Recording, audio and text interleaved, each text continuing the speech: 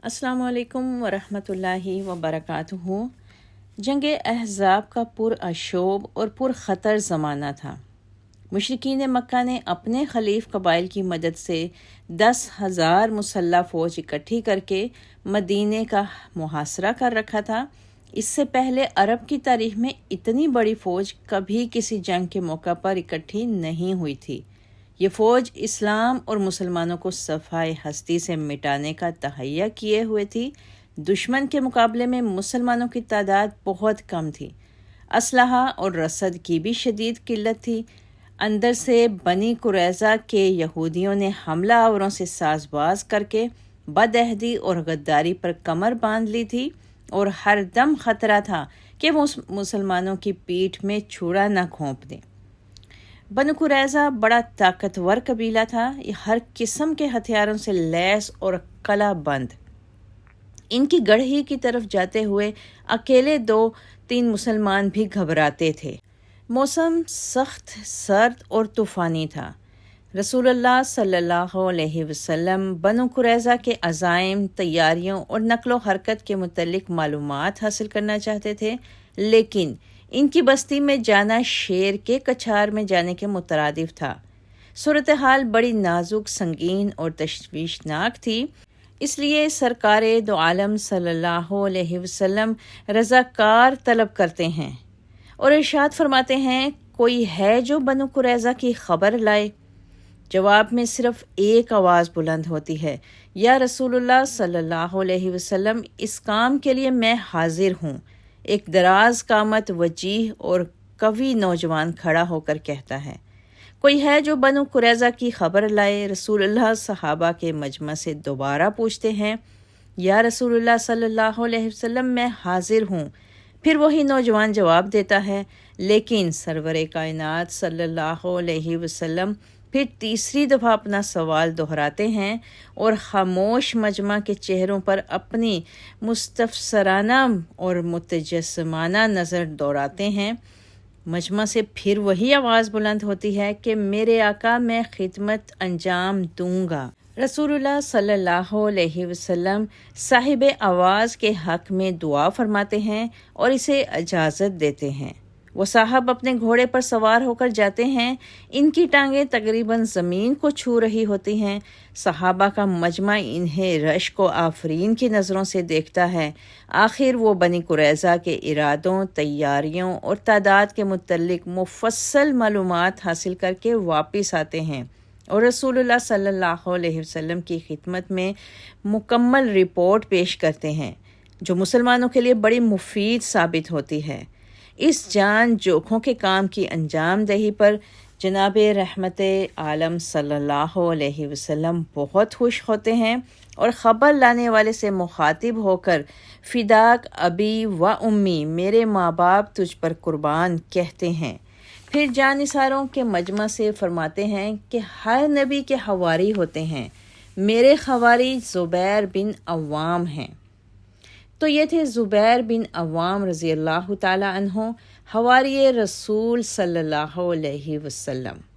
इनके अलावा कोई दूसरा सहाबी ये इम्तियाज़, ये शर्फ, ये खसूसियत कभी हासिल ना कर सका। जहाँ तक रसूलुल्लाह सल्लल्लाहु अलैहि वसल्लम के फरमान फ़िदाक अबी व उम्मी का ताल्लुक़ है, इसमें भी हज़रत ज़ुबैर रज़ी अल्लाह ताला अन्हो के साथ सिर्फ़ एक दूसरे सहाबी हज़रत साद बिन अबी वक़ास रज़ी अल्लाह ताला शरीक हो सके, और वो भी अशरा मुबशरा में शामिल हैं। मुद्दतों बाद जब एक शख्स ने कहा कि मैं हवारी रसूल सल्लल्लाहु अलैहि वसल्लम का बेटा हूँ, तो हज़रत अब्दुल्ला बिन उमर रज़ी अल्लाह ताला अन्हो ने फरमाया कि अगर तू ज़ुबैर बिन अवाम का बेटा है तो सच कहता है, वरना झूठा है। मतलब ये कि सिर्फ ज़ुबैर रज़ी अल्लाह ताला अन्हो ही को ये लक़ब और एज़ाज़ मरहमत किया गया था। तारीख़ में ये लक़ब इन्हीं से मखसूस होकर रह गया। हज़रत ज़ुबैर बिन अव्वाम रज़ी अल्लाह ताला अन्हो का ताल्लुक़ कुरैश की शाख बनी असद से था। अपने वालिदैन के इकलौते बेटे थे और अवाइल उमर ही में बाप के साय से महरूम हो गए थे। इनकी वालिदा हज़रत सफ़िया रज़ी अल्लाह ताला अन्हा रसूलुल्लाह सल्लल्लाहु अलैहि वसल्लम की फूफी थीं और हज़रत हमज़ा बिन अब्दुल मुत्तलिब रज़ी अल्लाह ताला अन्हो اور حضرت عباس بن عبد المطلب رضی اللہ تعالیٰ عنہ آپ کے ماموں تھے۔ ان کے پردادا خویلد اسلام کی خاتون اول ام المومنین حضرت خدیجہ رضی اللہ تعالیٰ عنہ کے والد تھے، اس لیے حضرت زبیر رضی اللہ تعالیٰ عنہ حضرت خدیجہ رضی اللہ تعالیٰ عنہ کے حقیقی بھتیجے تھے۔ ان کی والدہ حضرت صفیہ اسلام کے ابتدائی عہد میں مسلمان ہوئیں۔ وہ بڑی بہادر اور اولو العزم خاتون تھیں۔ انہوں نے اپنے بیٹے زبیر رضی اللہ تعالیٰ عنہ کی پرورش اور تربیت میں بڑی کوشش کی۔ وہ اس خیال سے کہ آپ پر بہت سختی کرتی تھیں کہ جوان ہو کر سخت جان، سخت کوش، نڈر اور بہادر بنیں اور لشکروں کی قیادت کریں۔ چنانچہ زبیر رضی اللہ تعالیٰ عنہ بچپن ہی سے بڑے شہزور، شجاع، حوصلہ مند اور پر اعتماد تھے۔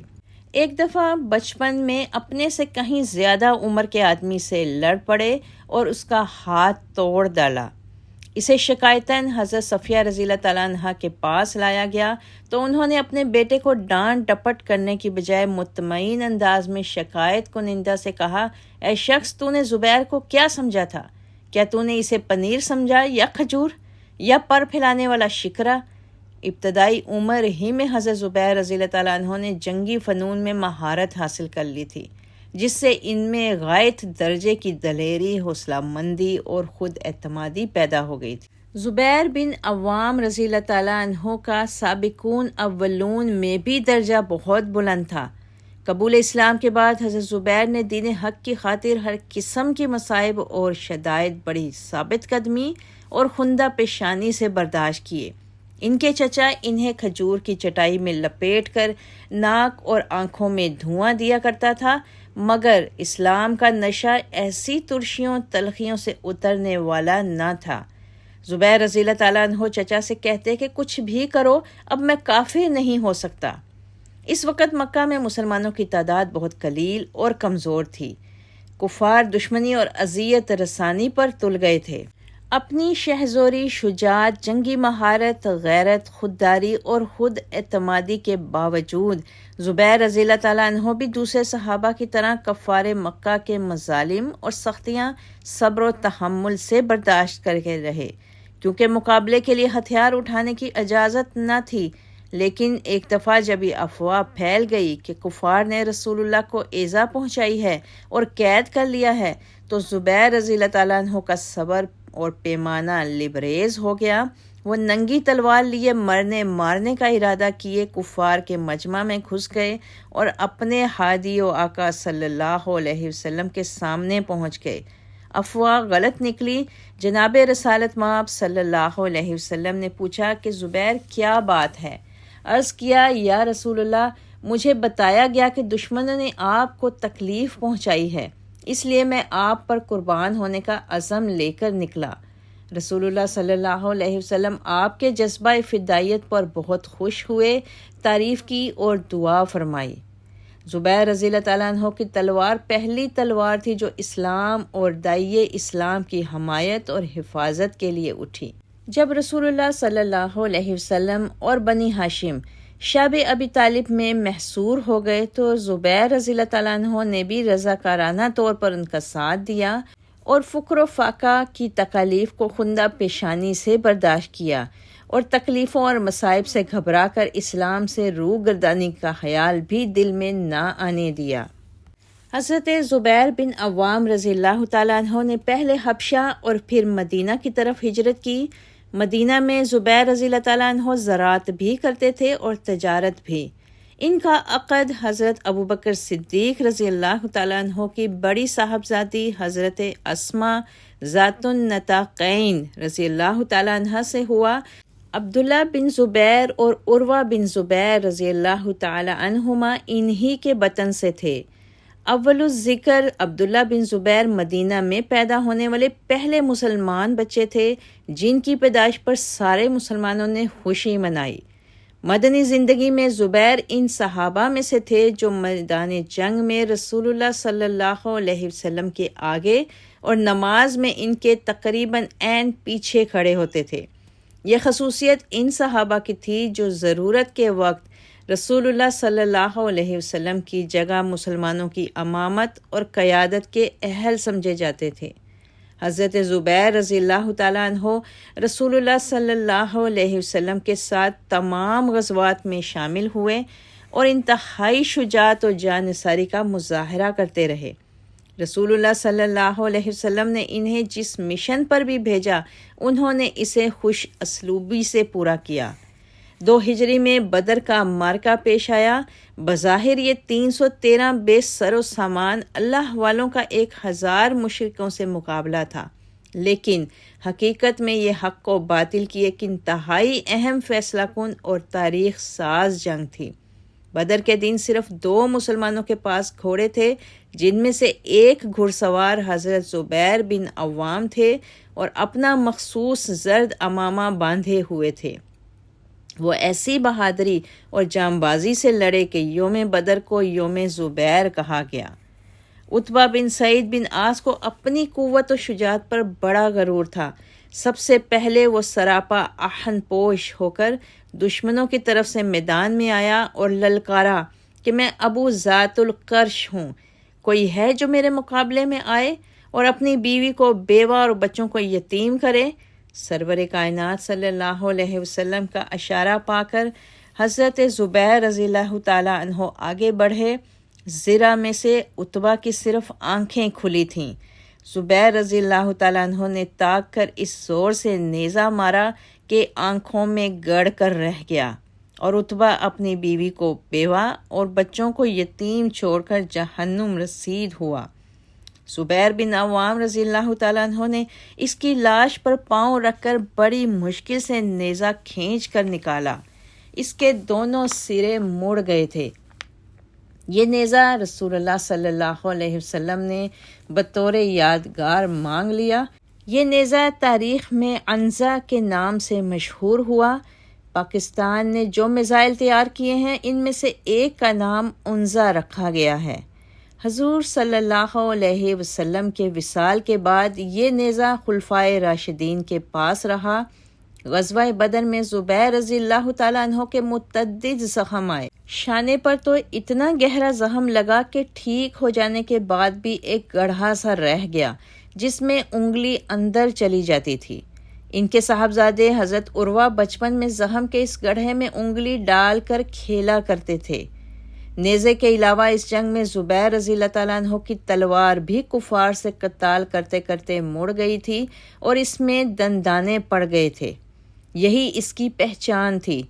حضرت زبیر رضی اللہ تعالیٰ عنہ کے بعد یہ تلوار ان کے صاحبزادے عبداللہ بن زبیر کے پاس رہی۔ انہوں نے حضرت معاویہ کی وفات کے بعد حجاز و عراق میں اپنی خلافت قائم کی، جو عبد الملک بن مروان کے عہد تک قائم رہی۔ ان کی شہادت کے بعد عبد الملک نے یہ تلوار ان کے بھائی حضرت عروہ کو دے دی اور اس کی قیمت 3000 درہم پڑی۔ غرض یہ کہ حضرت زبیر بن عوام رضی اللہ تعالیٰ عنہ کا نیزہ اور تلوار دونوں آئندہ نسلوں کے لیے تاریخی یادگار بن گئے۔ طبقات ابن سعد میں ہے کہ غزوہ بدر میں فرشتے حضرت زبیر رضی اللہ تعالیٰ عنہ کی حیت پر نازل ہوئے، انہی کی طرح زرد عمامہ باندھے ہوئے تھے۔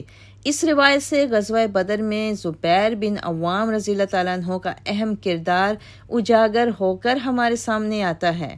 اگلے سال 3 ہجری میں غزوہ احد پیش آیا۔ اس میں بھی حضرت مصعب بن عمیر رضی اللہ تعالیٰ عنہ کو علم اور حضرت زبیر رضی اللہ تعالیٰ عنہ کو سپہ سالاری عطا ہوئی۔ وہ بڑی بے جگری اور جانبازی سے لڑے۔ وہ ان فدائیان رسول صلی اللہ علیہ وسلم میں سے تھے جو مسلمانوں کی صفیں درہم برہم ہو جانے کے باوجود پروانوں کی طرح شمع رسالت صلی اللہ علیہ وسلم کے گرد جمع رہے۔ دشمنوں کے ہاتھوں زخم پر زخم کھائے لیکن رسول اللہ کی حفاظت میں ڈٹے رہے۔ جنگ کے خاتمہ کے بعد رسول اللہ صلی اللہ علیہ وسلم نے یہ سوچ کر کہ ابو سفیان مسلمانوں کو زخمی سمجھ کر کہیں دوبارہ حملہ نہ کر دے، مسلمانوں سے فرمایا کہ کون ہے جو ابو سفیان اور اس کے لشکر کا تعقب کرے گا۔ زخم خوردہ ہونے کے باوجود 70 صحابہ کی ایک جماعت تعقب کے لیے تیار ہو گئی، جن میں حضرت ابو بکر صدیق اور زبیر بن عوام دونوں یعنی سسر اور داماد دونوں شامل تھے۔ حالانکہ حضرت زبیر بن عوام شدید زخمی تھے۔ ام المومنین حضرت عائشہ صدیقہ رضی اللہ تعالیٰ عنہ فرماتی ہیں کہ سورہ آل عمران کی آیت 172 کا اشارہ حضرت ابو بکر اور حضرت زبیر بن عوام کی طرف ہے۔ 5 ہجری میں غزوہ خندق کے موقع پر جب شاعر رسول صلی اللہ علیہ وسلم حضرت حسان بن ثابت مسلمان خواتین کے کیمپ کی حفاظت خاطر خواہ طریقے سے نہ کر سکے اور حضرت صفیہ رضی اللہ تعالی عنہا جو کہ حضرت زبیر بن عوام کی والدہ تھیں اور دوسری خواتین نے خیموں کی چوبوں سے یہودیوں کو مار بھگایا، بلکہ ایک کو تو حضرت صفیہ نے جہنم رسید ہی کر دیا تھا، تو حالات کی نزاکت کو بھانپ کر رسول اللہ صلی اللہ علیہ وسلم نے حضرت زبیر بن عوام کو کیمپ کی حفاظت پر مامور کر دیا۔ انہوں نے کیمپ کو دشمن کے حملہ سے بڑی ہوشیاری اور بہادری سے محفوظ رکھا۔ اسی غزوہ کے موقع پر انہیں رسول اللہ صلی اللہ علیہ وسلم کی طرف سے حواری رسول کا لقب عطا کیا گیا۔ 6 ہجری میں بیعت رضوان اور صلح حدیبیہ کے 1400 نفوس سے قدوسی میں زبیر رضی اللہ تعالیٰ عنہ بھی شامل تھے، جن سے سورہ فتح میں اللہ نے اپنی خوشنودی کا اظہار کیا۔ فتح خیبر میں بھی زبیر رضی اللہ تعالیٰ عنہ کے ہاتھوں ایک بڑا سردار قتل ہوا۔ 8 ہجری میں فتح مکہ کے دن رسول اللہ صلی اللہ علیہ وسلم نے مہاجرین کے 3 علمبرداروں میں سے ایک حضرت زبیر بن عوام کو مقرر کیا۔ جب وہ فتح مکہ کے بعد بارگاہ رسالت میں حاضر ہوئے تو رسول اللہ صلی اللہ علیہ وسلم نے خود اٹھ کر ان کے چہرے سے گرد صاف کی، جو ایک بہت بڑا اعزاز تھا۔ فتح مکہ کے بعد غزوہ حنین میں بھی شریک ہوئے۔ دشمنوں کی بے پناہ تیر اندازی سے اسلامی لشکر ابتداً تتر بتر ہو گیا۔ زبیر رضی اللہ تعالیٰ عنہ رسول اللہ صلی اللہ علیہ وسلم کے گرد ثابت قدمی اور بہادری سے لڑتے رہے۔ دشمن ایک بڑی تعداد میں ایک گھاٹی میں گھات لگائے بیٹھا تھا۔ زبیر رضی اللہ تعالیٰ عنہ ادھر سے گزرے تو سب نے بیک وقت ان پر حملہ کر دیا، مگر حواری رسول نے بڑی جرأت اور استقامت سے مقابلہ کیا اور گھاٹی ان سے خالی کرا لی۔ طائف کے محاصرے، تبوک کی مہم اور حجۃ الوداع کے موقع پر بھی زبیر رضی اللہ تعالیٰ عنہ حضور صلی اللہ علیہ وسلم کے ہم رکاب رہے۔ غرض یہ کہ کوئی ایسی مہم یا مارکہ نہیں ہوا جس میں زبیر رضی اللہ تعالیٰ عنہ رسول اللہ صلی اللہ علیہ وسلم کے ہمراہ نہ رہے ہوں۔ ایک مشہور انگریز رائٹر لکھتا ہے کہ وہ زبیر پیغمبر اسلام کے جلوں میں رہنے والے مشہور ترین ہیروؤں میں سے ایک تھے۔ حضرت عمر فاروق رضی اللہ تعالیٰ عنہ فرماتے تھے، زبیر ارکان دین میں سے ایک رکن ہیں۔ زبیر بن عوام رضی اللہ تعالیٰ عنہ نے ایک دفعہ اپنے بیٹے سے فرمایا کہ میرے جسم کا کوئی حصہ ایسا نہیں، حتیٰ کہ شرمگاہ بھی نہیں، جو رسول اللہ صلی اللہ علیہ وسلم کی معیت میں زخمی نہ ہوا ہو۔ اور خصائص کے علاوہ فنا فی رسول صلی اللہ علیہ وسلم ہونے کی یہ خصوصیت ہی سب سے بڑی خصوصیت تھی جو عشرہ مبشرہ کا ترہ امتیاز تھی۔ سبحان اللہ۔ رسول اللہ صلی اللہ علیہ وسلم کی رحلت کے بعد حضرت زبیر بن عوام نے حضرت ابو بکر صدیق رضی اللہ تعالیٰ عنہ کے ہاتھ پر بیعت کر لی۔ اسی طرح ان کی وفات کے بعد حضرت عمر رضی اللہ تعالیٰ عنہ کے ہاتھ پر بیعت کی اور ہر طرح سے انہوں نے دونوں خلفائے راشدین کے ساتھ بھرپور تعاون کیا اور بے شمار جنگوں میں سپہ سالار کے فرائض انجام دیں اور بڑی سے بڑی کامیابیاں اپنے مقدر میں کیں۔ حضرت عمر فاروق رضی اللہ تعالیٰ عنہ کے دور میں جب مصر فتح ہوا تو مصر کی فتح میں زبیر بن عوام رضی اللہ تعالیٰ عنہ کا بے انتہا کردار تھا۔ اسی مارکے میں بیبلیون کا محاصرہ جو ستمبر سے شروع ہوا اور اپریل تک جاری تھا، زبیر رضی اللہ تعالیٰ عنہ کی بہادری سے یہ قلعہ فتح ہوا، اور وہ بھی اس طرح کہ محاصرے کی طوالت سے تنگ آ کر حضرت زبیر رضی اللہ تعالیٰ عنہ نے کہا کہ آج میں مسلمانوں پر فدا ہوتا ہوں۔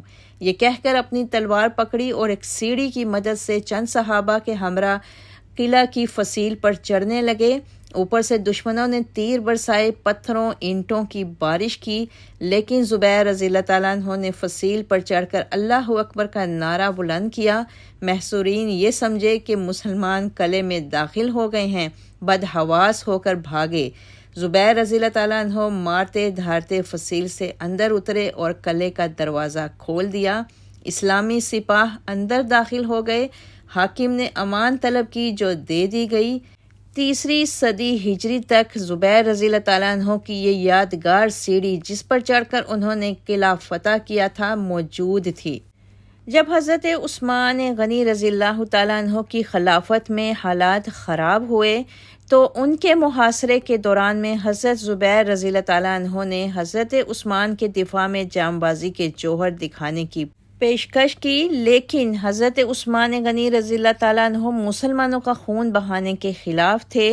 حضرت زبیر رضی اللہ تعالیٰ عنہ کو منع کر دیا۔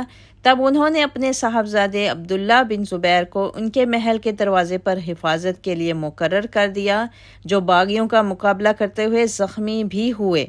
اسی طرح انہوں نے اپنی جان کو خطرے میں ڈال کر حضرت عثمان غنی رضی اللہ تعالیٰ عنہ کی نماز جنازہ پڑھائی اور ان کی تکفین و تدفین کی، اگرچہ بعض روایات میں حضرت جبیر بن مطعم کا نام بھی آتا ہے۔ حضرت عثمان غنی رضی اللہ تعالیٰ عنہ کی مظلومانہ شہادت پر انہیں بہت رنج ہوا۔ بلوائیوں نے انہیں خلیفہ بنانا چاہا مگر انہوں نے انکار کر دیا۔ باغیوں کے دباؤ اور اہل مدینہ کی درخواست پر جب حضرت علی رضی اللہ تعالیٰ عنہ نے خلافت قبول کر لی تو انہوں نے اس شرط پر حضرت علی کی بیعت قبول کر لی کہ حضرت عثمان غنی رضی اللہ تعالیٰ عنہ کا انتقام ان کے قاتلوں سے لیا جائے گا۔ کچھ عرصہ کے بعد انتقام عثمان سے مایوس ہو کر جنگ جمل کا واقعہ پیش آیا۔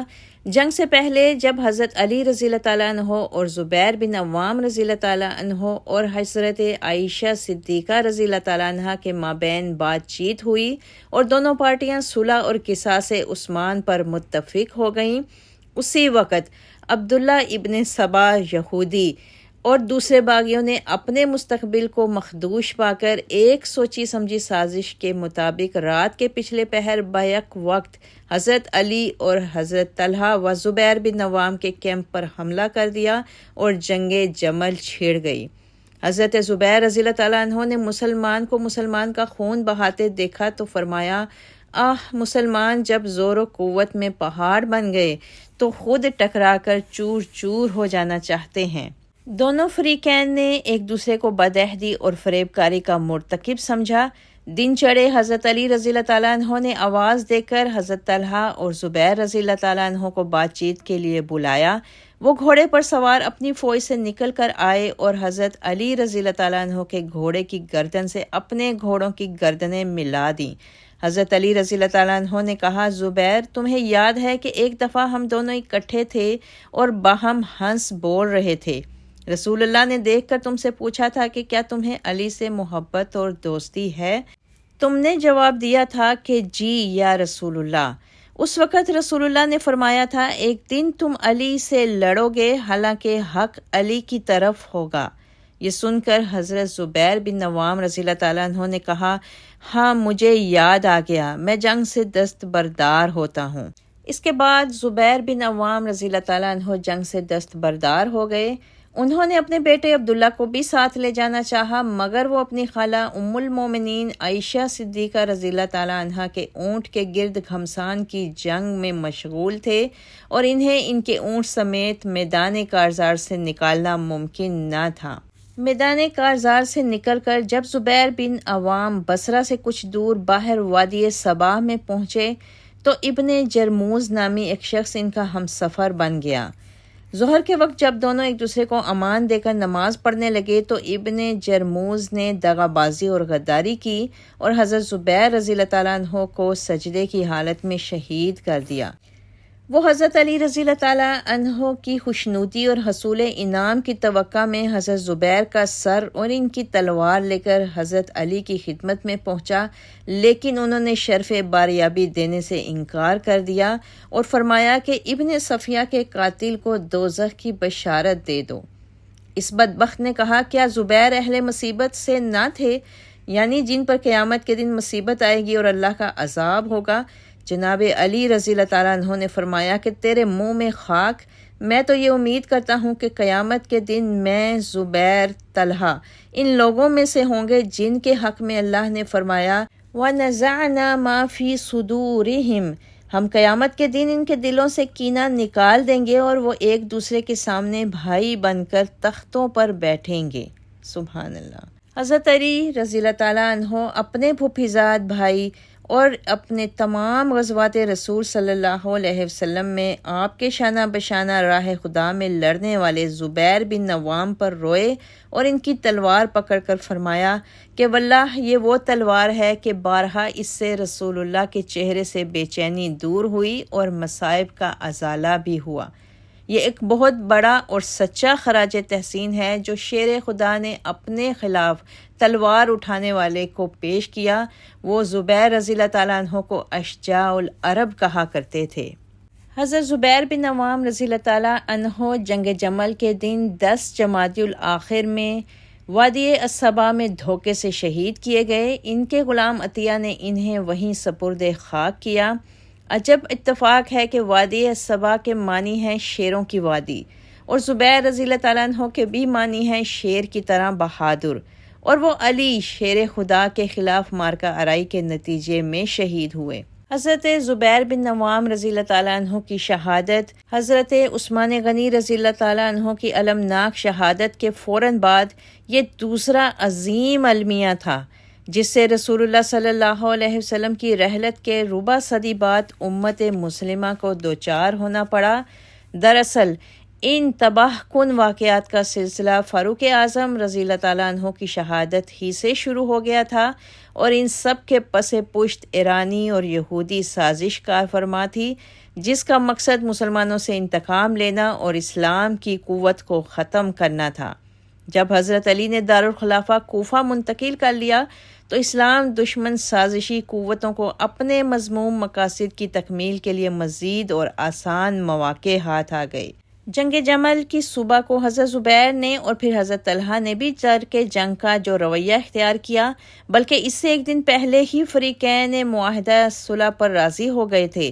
اس سے اس قیاس آرائی اور بدگمانی کی تکذیب ہوتی ہے کہ حضرت طلحہ اور زبیر اپنے لیے خلافت یا کم سے کم کوفہ اور بصرہ کی حکومت کے خواہش مند تھے۔ دراصل ان کا مقصد حضرت عثمان کی شہادت سے پیدا ہونے والے حالات کی اصلاح اور باغیوں سے ان کا انتقام لینا تھا۔ ان کو حضرت علی سے کوئی ذاتی عداوت نہ تھی۔ ان کی صلح اور لڑائی، ان کی زندگی اور موت اللہ اور اس کے دین کے لیے تھی۔ وہ ذاتی اغراض اور طمع سے بہت بلند تھے۔ بہرحال وہ بھی انسان تھے، ان کی سوچ اور عمل میں بھی غلطی کا امکان ہو سکتا تھا، لیکن ان کی خلوص نیت پر شبہ نہیں کیا جا سکتا۔ نیک نیتی پر مبنی باہمی اختلافات ہو سکتے ہیں جو حدیث نبوی کے مطابق باعث رحمت ہوتے ہیں۔ امت کا سواد اعظم صحابہ کے عدول ہونے پر متفق ہے۔